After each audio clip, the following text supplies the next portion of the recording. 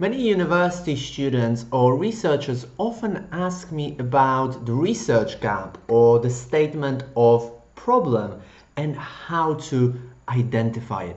And this is super important because if there is no problem, if you don't have a research gap, then you basically don't have an aim of your paper, and this means you don't really have a thesis or a paper. So identifying the research gap or the problem is vital. That's why in this video I want to share with you my 3 top tips to very quickly identifying the research gap, from which then you can have the aim of your study and the rest of your thesis. So let's get started. If you're new here, my name is Marek Kiczkowiak and I run academicenglishnow.com, where I help university students and researchers write better theses and papers.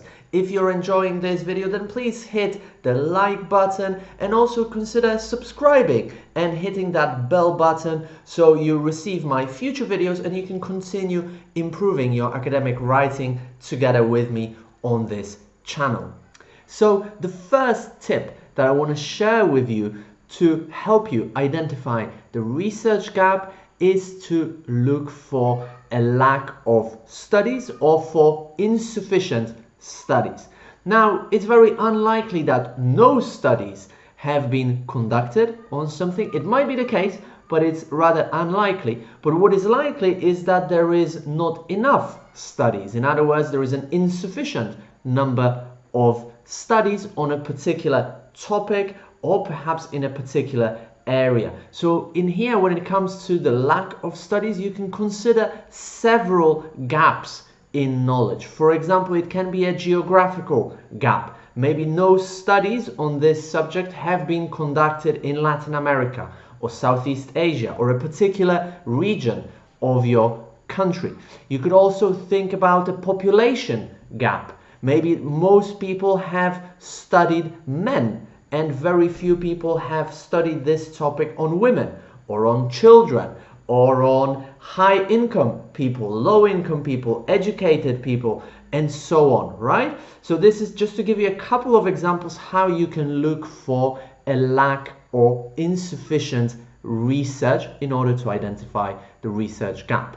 Tip number 2 would be to look for not a lack of studies, but a lack of understanding or a lack of knowledge or some kind of controversy in your field. Now, it very often happens that if several studies have already been conducted on a particular issue, they might have had different results. And this means that we are not sure yet how we should understand this problem. There might also be conflicting theories, or there might be different explanation for a particular phenomenon. In other words, researchers disagree, for example, as to the cause of something or the effect of something, or there are different ways of approaching a particular problem. This would be another way in which you can identify the research gap or the problem that will then lead you to the aim of your study. Now, before we finish, I just wanted to quickly encourage you to join my 5-day Instant Better Academic Writing Challenge, which in just 10 minutes for the next 5 days will really help you improve your academic writing. And the link to this challenge is right below this video. Now, the last and third tip that I want to talk about is to look for problems in previous studies, to look for limitations of previous research, to look for things that other researchers have not done 100% well, things that could be improved about the studies. And this can also give you your research gap or the statement of problem. For example, think about it like this. Perhaps most researchers have used a particular way of analyzing the data, but they ignored other ways in which that data could be analyzed, other statistical analyses, which potentially could have given different results, right? Now, to sum up the three ways in which you can identify the research gap and state the problem which you're going to answer with your research aim is, first of all, to look for a lack of research or insufficient research.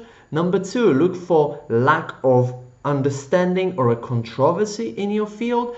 And number three is to look for limitations of previous studies or problems with previous studies. If possible, guys, you should have more than one problem, more than one research gap that you're going to identify. Usually, especially if you're doing a PhD, it won't be enough just to have one, just to say insufficient studies have been conducted and that's it. As a result, I'm going to do another study. That's not enough. If possible as well, have different types of research gaps. So maybe have one about insufficient studies and another one maybe about a lack of understanding or a problem with previous studies. This will help make the reason for your study, this problem or research gap, much more robust and strong, and as a result the aim of your study will be much more logical as well. If you enjoyed this video, then please consider subscribing to this channel and hit that bell button so you don't miss any of my future videos. And don't forget to join the 5-day academic writing challenge. The link is right below this video.